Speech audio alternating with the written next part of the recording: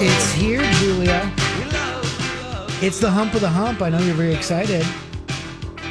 I'm excited for the hump of the hump. I just like how it sounds. It is. Yeah. Oh, well, here it's the middle hour of the middle day of the week of the Lori and Julia show. I know it. So let's get We've got a busy day going on here. A lot of side things happening. My car broke down on the way to work.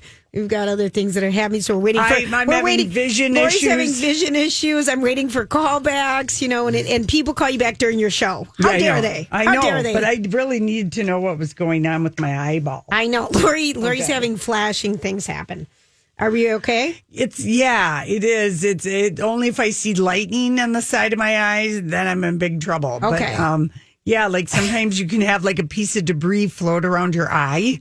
Wow. And in your vision. And I told you I feel like I've got a fly floating on the side of my vision. And she's like, yesterday I saw a spirograph on the paper. And I'm like, okay. I'm like, am I hallucinating? What? It was the study of so yesterday, if that sounded disjointed, it was because I was trying to figure out why am I seeing a spirograph? Right. I think that's the beauty of this show is that disjointed is sort of the normal. It is. It is. I was on the freeway today and my car just started to sputter. And then wouldn't accelerate. Never a good sign. And wouldn't accelerate, and the check engine light just starts blinking and flashing, and I just panicked. I'm like, because do you remember when I was driving to work in my minivan, and black smoke came out of it on my way to work? I hate cars that break down on a freeway. There are people who love it. But they on a actually freeway. hope that it happens. Mine always happen on a freeway. Laura. It doesn't. This is a universal thing of the. No one really likes it. Okay. Name me one person who does, and I'll send them a bouquet of flowers. Okay, so ready for the transitional music here? Yeah, let's do it. It's Brittany, bitch. Sorry to that lady that doesn't like it. Rocco, you have a good memory. So what? Who cares? But we only do that for Brittany. Yeah, but we do it also for the real Britney Spears because it's happening. It is happening. Britney's lawyer has informed the judge in her case that Britney wants to speak in court, and I would love it if this song would be what she could come into the courtroom and for crying out loud. But it's me. But anyway, CBS Morning News has Vlad has a story on it because she's not ever spoken in court. No, and she specifically wants to, I don't think it's speaking out about, she's going to say, I shouldn't be under conservatorship.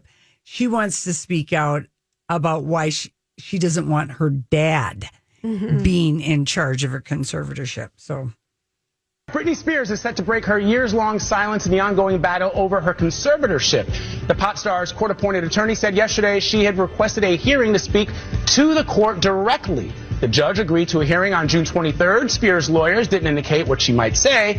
In March, the singer filed a petition to have her father, Jamie Spears, removed as her personal conservator. Earlier this year, Jamie Spears' attorneys said his daughter's safety was his top priority, and he would love nothing more than to see her not need a conservatorship. The case got new attention after the release of the New York Times documentary framing Britney Spears. Fans also organized the Free Britney movement over concerns about her well-being under her dad's care. This is going to be very interesting because we've talked to Team Spears, the dad's side, and they said Britney has never asked that her dad not be involved, in this case, be her as part of the conservatorship. So now she's speaking. It's going to be interesting. I wonder if we'll be able to hear her speaking. In other words, it could be open to the whole thing is a mystery because typically this is for people who are ill or infirm, and she's still performing. So why does she need this? Yeah. She's not performing anymore. She refuses to perform. She refuses because her dad is in charge of it. And I think that Kevin Federline touched on this a couple years ago when he demanded an auditing of Britney's money and wanted a raise in what he was getting. And a lot of people jumped on him and said, he just wants more money. But he hadn't asked for a raise. But it was her finances need to be audited because her dad has maybe misused it. He's been solely in charge basically for years. And even Lynn herself has come, basically chanced upon the same issue as Britney or as Kevin Federline. Is she thinks there's been some funny stuff going on with the money. Mm-hmm. And he's helped himself to it. And maybe he's helped himself to it in a way that isn't right. Paying a PR firm, for example, to massage why he should stay in charge of her conservatorship. Sure.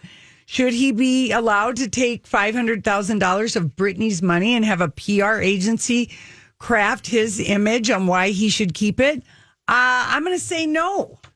Right. I'm going to say that doesn't seem right. And that's what Lynn's filing was about. She objects to 2 different pretty big legal bills of $1.5 million that are all painting him to the good. And it's a PR consultant and another lawyer for him.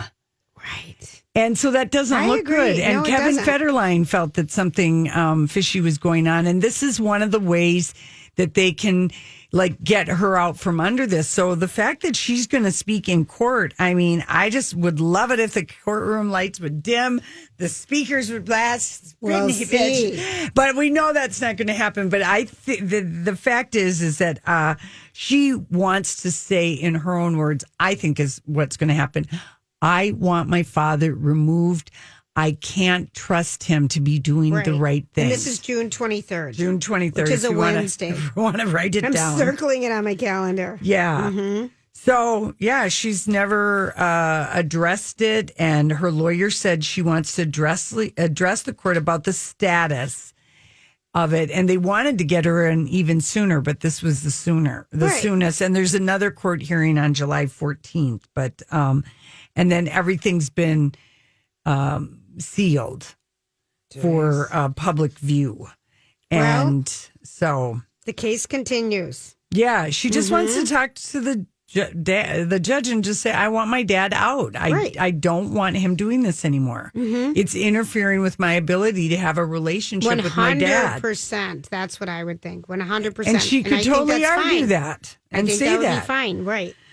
So anyway, that was when I looked a little bit deeper at why was Lynn, what was the specific things.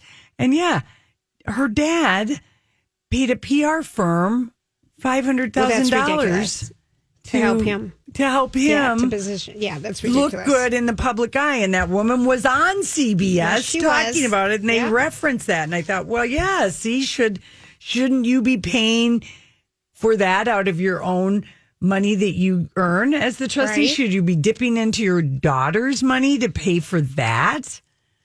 I think if you went to her and said, if you weren't the conservator, and darling, I'd love it if you'd rent me a house in the Turks and Caicos, she'd say, all right, Daddy, but not this thing that's going on between them. I think she's going to get rid of her dad. I think the judge will agree. Yeah, it's sometimes that just doesn't work. Not working. Not working. Understatement of the year. By the way, if you're traveling, here's the 411. Summer of travel chaos looms. I hate to put it like that. We've got a plethora of new wonderful destinations. Flights are opening back up, but people are traveling. And if you traveled a little or you didn't travel at all, it is the TSA. There were people that were let go, obviously, and these positions have not been filled. And TSA has filled maybe a little over half of their job capacity. Right. That they have at every airport. So it's going to be looking for work. I'm just saying that it's back above. It's already spiking to pre-pandemic levels. And and a friend of mine just a couple weeks ago thought, how busy is it still, And she got to the airport and she said, I made my flight with 7 minutes to spare. So you really was need an to plan hour ahead. and a half in the security line. Wow. And she was at the little airport. She was at the Sun Country terminal. Wow. So be prepared to give yourself a little extra time. For sure, give yourself your 2 hours. Don't be messing around. It's not that. It's people are back in motion. Yep. People have gotten vaccinated and they're flying. And the same thing is happening with the cars. I mean, you really need to think of booking the car out or finding some other options or being clever with that because they sold off cars. Fleets. No one was driving. They sold their cars off and they're buying them back. But a lot of people, it's slower. There's a limit. They were renting U-Hauls in Hawaii or the U-Haul trucks. I think I told you my friend's brother had to take an Uber from Naples, Florida, to Tampa, St. Pete. Oh my God! How much did that cost? $1,000? $700 something. Oh yeah. There was not a car to be found. Wow. That is a terrible tale. No, it that is a terrible tale. It's just warning people. All right. We'll be right back. That's right. I saw this story the other day. Did you ever notice that? Sometimes I wonder what would happen if... And now, Julia's random thoughts. He looks like that puppet. I don't know. He's had cheeky implants. It's just random. That's all it is. All right, so Rocco, this is something Lori showed me a picture of in the double wide before I showed it, and she goes, note to self. And I wrote it down. If you are perhaps in a bikini this summer, on a boat, or on a deck, or just somewhere where you want to look a little thinner, you sit on the rail or the side of the boat and put your legs kind of out in front of you and cross them like at the ankle. And that way, if you put your bottom out on the side of the boat, you can suck in your tummy better. Like you can't believe. It's a very good posing picture. Yeah. In case people want to note. No, because my girlfriends, remember at the cabin, the time we were at the island and we all stood there and my one friend Lisa's trying to show us the pose for photos. How there's a leg lift up pose that you can do, and then you lift your other leg. Right. But these Real Housewives that are in Turks Caicos filming the All-Star, they're all posing with their bottoms hanging over the edge of a boat. Or like you're peeing, but not that far. But not that far. Right. So it kind of puts out your chest, flips in your stomach. Right. And it's very attractive, and you can put your arms to the side if you need better boob thrust. And then you can put your breasts together. Yeah. All right, well, that's just a little, that was free. Now, here's a headline that I thought was funny. Nice teeth are the new fake boobs. What do you guys think of this? Nice teeth are the new fake boobs. So people are spending more money whitening their teeth, fixing their teeth. Having teeth has become the new good teeth is the new boob job. I guess because on TV everything is unrealistically white. Yes, and everyone, you look at your teeth and you go, "What a pale shade of white these things are." Right. Right. I do. You and I complain about it once in a while. We do. What? Isn't that funny when you watch some old something from Hollywood or whatever? People have their real teeth. And you're like, what? That's so jarring. People in Hollywood are supposed to have Amy white, Klobuchar has teeth. a snaggle tooth. Yeah. And so she was on last night with Stephen Colbert and she has real teeth. Not many people have real teeth anymore. It's the first thing that people do. Hollywood. Well, even if you were a new actor and the first money you get, they fix their teeth. Whatever. If you make a living with your face, however that might be, and now that's probably the first thing the Insta and reality show kids do is get the teeth done. Do their teeth. Jeez, I just would like to tell my boys you should have worn your retainers after we did fix them. Okay, the new status symbol. I can't believe you don't say that to them. I do. Trust me, I do.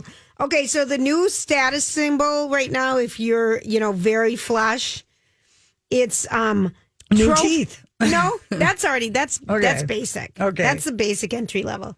Trophy trees. What? The Wall Street Journal wrote a story. It's like bringing in... you're not going to start your home with these little tiny pots that you get. Your landscaping is going to be bringing in 100-foot tall palm trees, evergreens. So the new, it made me laugh that the new status symbol for high-end homeowners is trophy trees. For the billionaires or millionaires. People are multimillionaires. bringing in trees by helicopters, by barges. We'll have to ask cousin Michael this. Because he's a big-time landscape architecture. Yeah, yes. You figure some of those big trees would have roots that would be hard to sort of dig up they've and got move. those scoopers. Those ball scooper. Listen, if you've got money, I think there's nothing that can't be accomplished. That's right. Plant-wise, tree-wise. I think you're... And if you haven't bought a pair of Crocs yet, because they've been out for about 20 years, they are having a renaissance beyond, ever since the coupling with Post Malone did the Croc thing a couple times last year. The pandemic. People are wearing the Crocs. Questlove had custom-made gold Crocs made for the Oscars this weekend. I've never owned a pair of Crocs. The one pair of Crocs that I owned were a pair of Croc flip-flops that Herberger's had. I remember those. But they hurt the bottom of my feet because they had some kind of scratchy pokey thing. Like the old jelly shoes. Yeah, that like rubbed up. I'm like, they were some screwed up flip-flops. I passed them on to somebody who didn't have as delicate a Tootsie, but I've never had that slip-on clog croc. I have 2 pair. I can't. I've never been able to bring myself to it. Rocco, have you ever worn a pair? No, I think the closest I've come are those Keen shoes. Yeah, I wear those in the Boundary Waters. Okay, well, the deal with the Crocs is they are comfortable. My girlfriend just got a pair. She's like, oh my gosh, I've never had a pair of Crocs in my life. And I'm like, how much were they? $48. I'm like, oh my gosh. Yeah. It just made me laugh. Yeah, don't worry. Those words are not going to cross my mouth. No, I know they will never come out of your mouth. But because I just won't even do it. I just can't. I missed it. People will be surprised how comfortable they are, though. Obviously, because look at all the healthcare and restaurant people. I just think of that one guy in his Mario clock. Batelli in the orange ones. Yeah. Who had all the sexual harassment things and made the taste go off the air on ABC. Right. With Carla and everyone. The Chew. He ruined it for everybody. A good show. He did ruin it for everybody. He ruined it for everybody. They didn't need to let it ruin it for everybody. They could have just let him go. But they what cashed does it in. Carla say about that? Well, Carla's on so many other shows right now. I love her. All right. Well, Crocs are the rage. My kids wear camouflage Crocs. Unfortunately, so no one can find their feet. I've seen them in that look, and it totally suits both of them. Because they actually do hunt and have reason to wear camouflage. They actually can pull it off. They have so much camouflage crap. All right, so do you know anybody who hasn't got their smell back yet who had COVID? I don't think so. But I did have a friend that did lose the smell and taste. But for quite a while? Was there anything good about it? About you didn't lose weight. You didn't lose weight or anything because I had friends who did it too. Yeah, but is there any one good thing? I can't think of one good thing about losing your smell. No. Unless you're living with a farter. Yeah, you're listening. Or somebody with like halitosis beyond belief. I learned how to do the sign language from Guillermo. We all did. The other night from the red carpet. All right, well, here's what they're saying is, and if you know someone who still hasn't got their sense of smell back, you might suggest to them smell training. And what it is it's sniffing really super strong smells. Like a red onion. Or no, they're saying perfumes. Oh. Well, red onion would be one, but sniffing it and just really sucking it in and trying to get it because it might just kind of tick off your olfacts or whatever those little things are in your nose to start. Yeah, maybe they're lying dormant. Maybe, and so it's a better option than steroids, which some people have done, but smell training. So if you know someone, just suggest, let's go smell a piece of poop or something. I don't know. Okay. Yeah. Well, maybe not. No, yeah, I think I can think of the perfume. I like the perfume option. Perfume ideas. Yeah, much better. And again, trophy trees, if you see them in your neighborhood. No, it's the new status symbol. All right. What just happened? Yeah, don't even try. Don't even try, Holly. Hanging out with us. We are delighted. Peg Guilfoyle is joining us, and you might recognize her name. She's been writing short pieces and books and commentaries for a lot of years. We've read you in, I think, both papers, and I feel like we had you on years ago, our show, for your Guthrie book.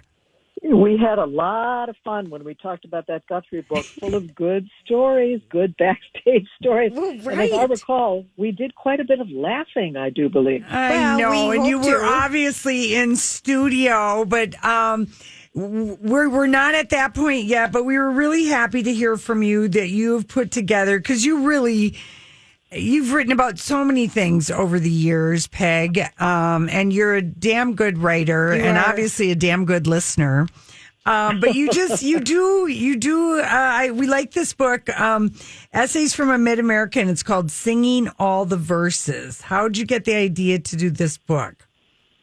I got the idea because I have written a lot of books for other people and about other topics over the years, but also, as you say, a wide number of short pieces about the things that strike me. You know, there are things you go through your life, there are things that just catch you. And if you're a writer, what you want to do is write about those things. I firmly believe that every single life has moments in it that are resonant and magical and joyful. And I think the best thing that we can do is to record those moments and save them. So when I started to think about this book, I looked back over this body of work and picked out the things that I thought still seemed lively and resonant, and wrote a bunch of new work for it. So it's a very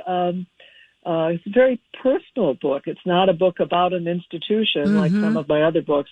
It's about the way that women feel and think, and the way that I feel and think.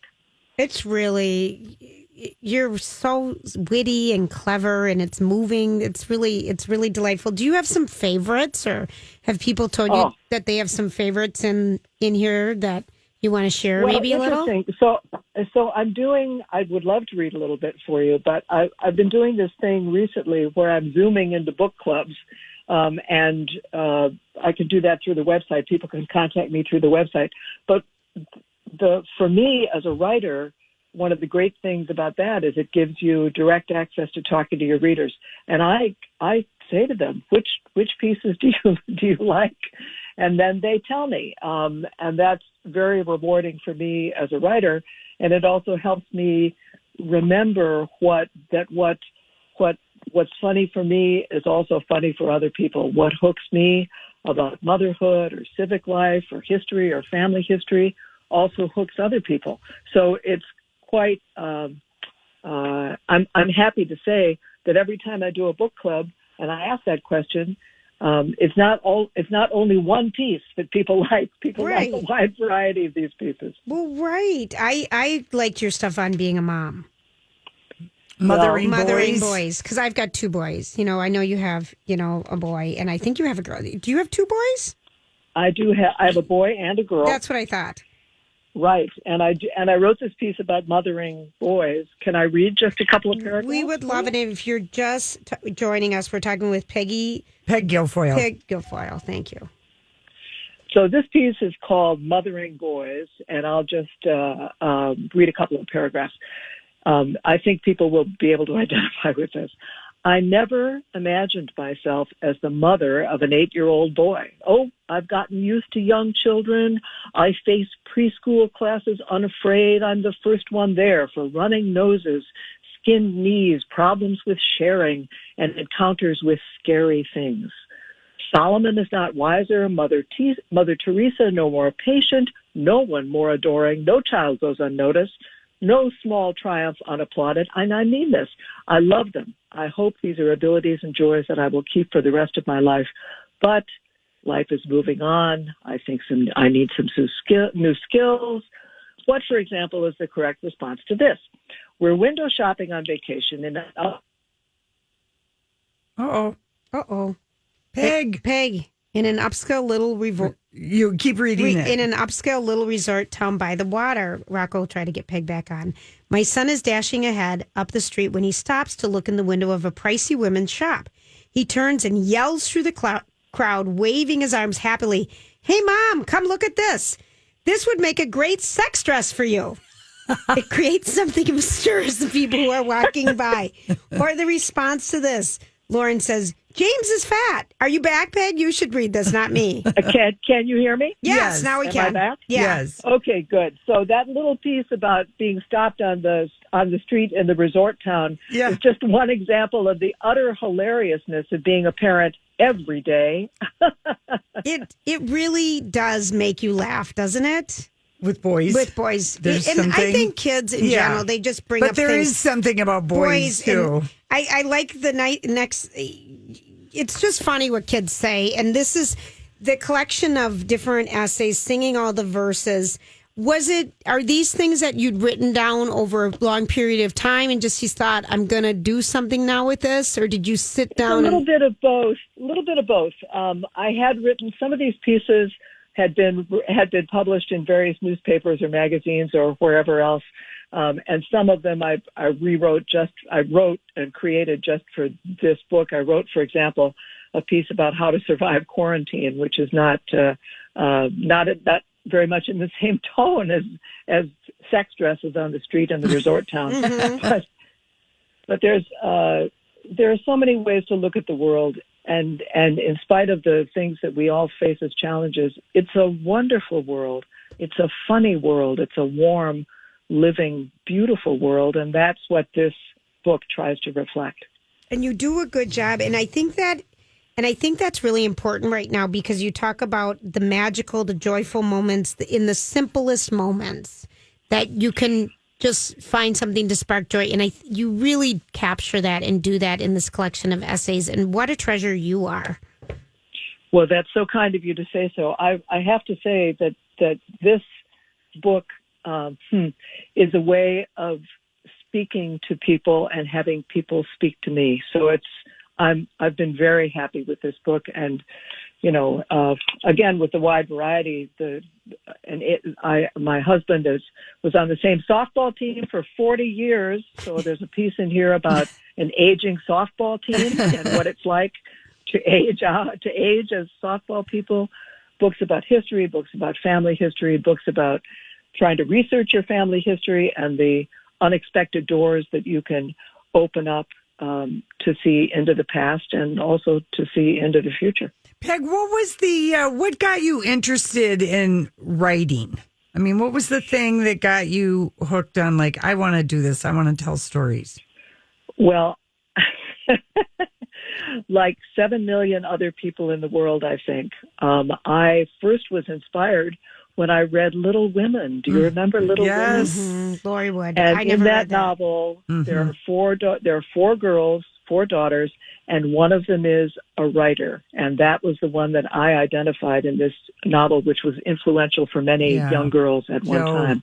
And I started writing young, and I started writing as a way to, 2 things. One is to preserve things that I think are funny and important and momentous.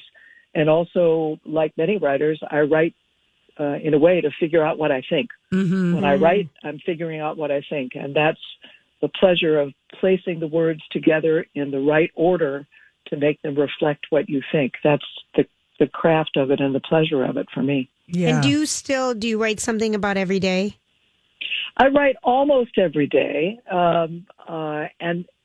But more than that, I sort of look every day. Whenever I'm out in the world, I'm always being struck by something. It could be anything. Mm-hmm. And I look at it and I think, that's interesting. I'd like to look at that. I'd like to look at that. And then I take notes. I am sitting by my writing board, which is festooned with Post-it notes with little squibs on it for ideas, which I think will turn into essays at some point. Mm-hmm. Julia, did we post we did. A link to we Peg's posted website? A link on the Lori and Julia show page. If people want to, get in contact with you, buy your book, they can have you, part of their book club. Yes. What a great offer. I mean, my gosh, that's something really people can have done. And it's just, the book is Singing All the Verses, Essays from a Mid-American, Peg Guilfoyle. And thanks for getting in touch with us, Peg. And your next book, hopefully we'll meet you in person again. Or we'll just have you back on for this book. Oh, yeah, exactly. It was a treat for us. Take care, and thank you so much for your time. Great pleasure to quote unquote be with you. All right. Thank you. Thanks, Peg. And we've got a couple books to give away. If you want to give us a buzz at 651-641-1071, and we'll get it out in the mail to you. So, what are you trying to say?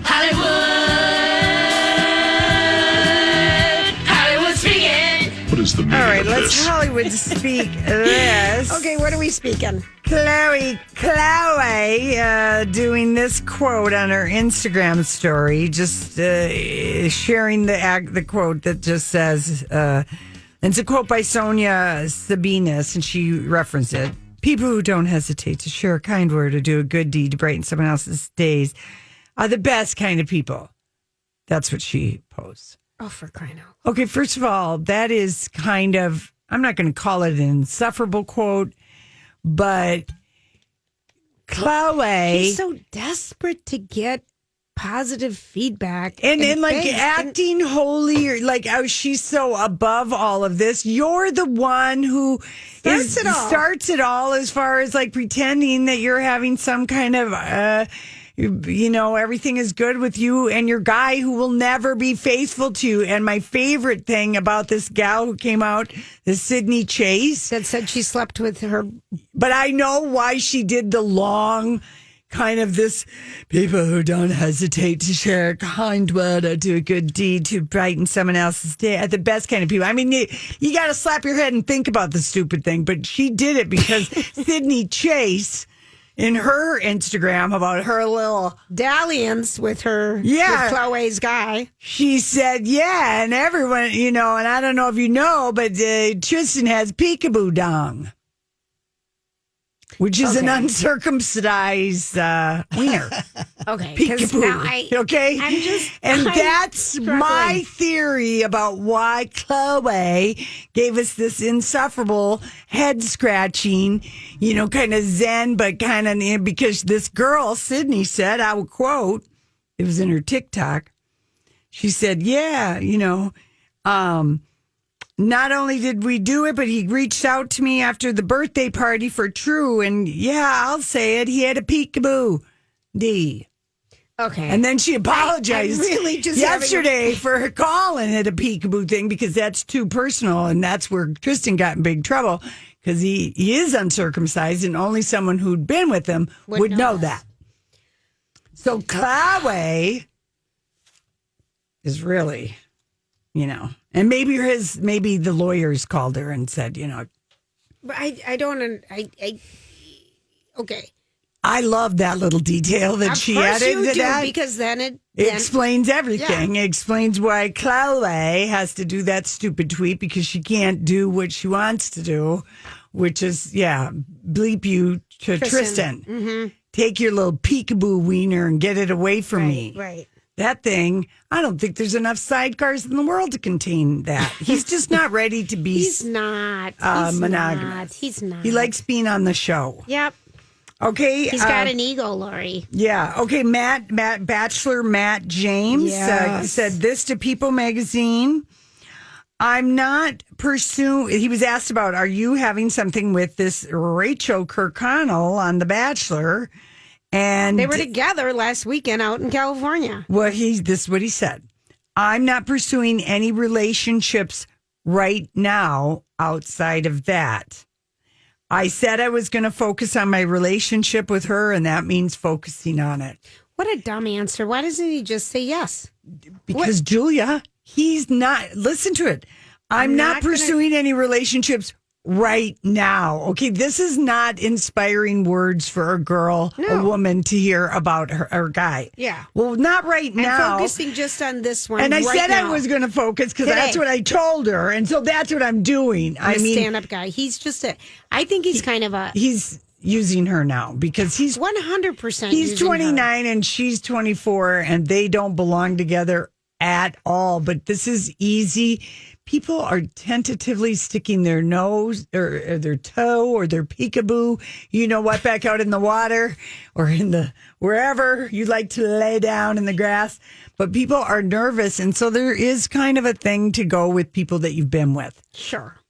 There you go. For right now. Right. It's the easiest thing. There you go. All right. I don't have any. Yeah, that whole thing. Oh. Yeah. Okay. Here's another one to get you going. We posted a photo of it. I don't want to. A-Rod posted a photo of himself, and here's it December 2020, and then April 2021, and it says left the dad bod in 2020. This is what A-Rod posts on his Insta today. What man do you know does that? Okay. Okay, can you see your husband, my brother, posting that? Well, no, but I'm not. This is his attempt. I think. J-Lo back.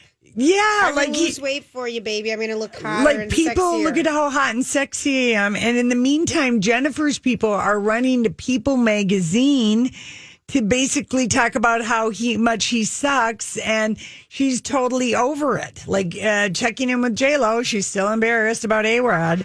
Here's what I found out in all that digging up, okay? He's posturing and posing over there. Mm-hmm. His people are trying to say he's working on getting her back. He's just working on getting laid with anybody. Right. she's embarrassed now at about how blatant he was and then how invested her kids got. And guess who's divorced from his fourth wife? Mark Anthony. Oh, he is. And he's been around and he's been in the pictures. Is he divorced from his fourth wife? Well, and you always have something special with the father or mother of your children. He is not married at the moment, Julia. Well, maybe those two will. $10 he tries to convince her to get back into something. But yeah, that could be a new weekly thing, all the way she's embarrassed about it. She's finding out stuff about him. And they went to lunch and stuff, but that was totally a paparazzi thing. Because she's, last year they were the belles of everything. Yeah, they were. The Oscars, everything, the inauguration. She's had a lot of him. So she is really getting out there and showing pretty pictures of herself. But I don't want her publicist to run to people so much unless that column's going to come real. Checking in with J-Lo. What's she embarrassed about now? Wow. Yeah. Okay, Anthony Hopkins pleaded with the Oscar producers to be allowed to Zoom on the off chance he would win. Serious? He quarantined that whole time in Malibu because we saw some of his amazing Instagrams. Yes. He was kind of sweet. And as soon as he got vaccinated, he wanted to go back to Wales to see some of his family that he hasn't seen in a year and a half. Yeah. And he's 89. He's 83. 83. And he wanted to be able to, he might be staying there for the summer. And he wasn't willing to come back. And I guess his people begged. And the reason why they begged is because after Anthony Hopkins won the BAFTA, the BAFTA is a better indicator of acting, what will happen at the Oscars, because the Oscar voting wraps up just 5 days before the actual ceremony. Yes. So and then he was on a late night show. Yeah. So there was kind of a feeling, buzz. There was some buzz. Was a little. And the screenwriter for The Father accepted at the BAFTA. Right. So Anthony Hopkins people. So here they talk about a bunch of stuffed shirts that they said no to him. On the off chance that the oldest Academy Award, they couldn't make one Zoom exception. Right. Are you kidding me? That would have been... And Chadwick wouldn't. I guess his family has come out. He's never talked about winning an Oscar or anything. I didn't think that way. I thought this was an honor for. Think of how many movies Anthony Hopkins has been brilliant in, and the first time he wins and he can't even be allowed to accept. The New York Times and the Hollywood Reporter have confirmed it, saying that the Oscar producers flat out turned him down, even when he personally begged. That's ridiculous, isn't it? There you go. That's just terrible. So don't try to throw Joaquin under the bus. That's right. He's our boy. That's right. Oh, my gosh. Right. I'm glad we could clear that up. Pop culture Jeopardy when we come back. For the ones who know that a little late is always too late, and that the clock doesn't stop just because you're missing a part, Grainger offers supplies and solutions for every industry. And our Keep Stock inventory management solutions help ensure you have the right stuff in the right place at exactly the right time. Visit Grainger.com/keepstock to learn more. Grainger, for the ones who get it done. Ready, set, summer. Get ready for summer and get your kitchen set up with savings on appliances at the Home Depot's Memorial Day Savings Event, in-store and online. Right now, you'll save a bundle on top appliances like the Samsung stainless steel French door refrigerator.